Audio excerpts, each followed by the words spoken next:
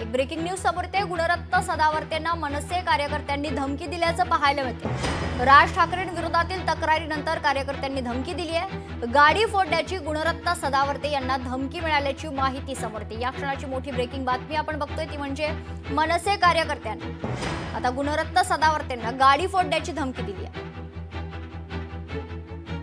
Hello, कोण बोलताय? सुरेश मकर बोलतो।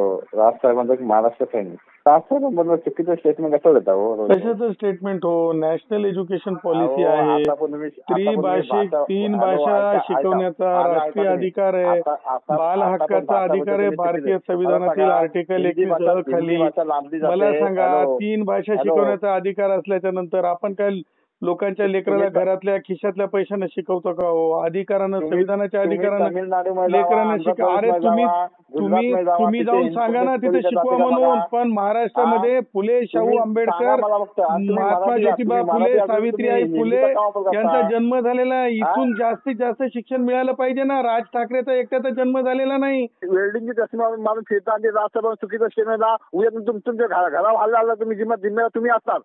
माझ्या घरावर हल्ला करण्याची धमकी द्यायची नाही, मला भीती वाटत नाही।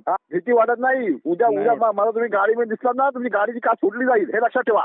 प्रत्येक महाराष्ट्रासाठी तुमच्यावर रागाने बघणार आहे। तुम्ही अशा धमक्या देऊ नका। संविधानिक बाजू मांडताना तुम्हाला एवढं पण समजत नाही का? हिंदी भाषा लादली जाते आपल्यावर। तुम्ही गुजराती भैया तुम्ही युपीचे भैया तुम्ही सांगा तुम्ही मराठी आहे तुम्ही। अहो लाज वाटली नाही तुम्हाला? मराठी भाषा हिंदी भाषा नाही। संविधानिक बाजू मांडताना तुम्हाला लाज वाटली पाहिजे। लोकशाही मराठी ऐका, पहा, जागरूक रहा।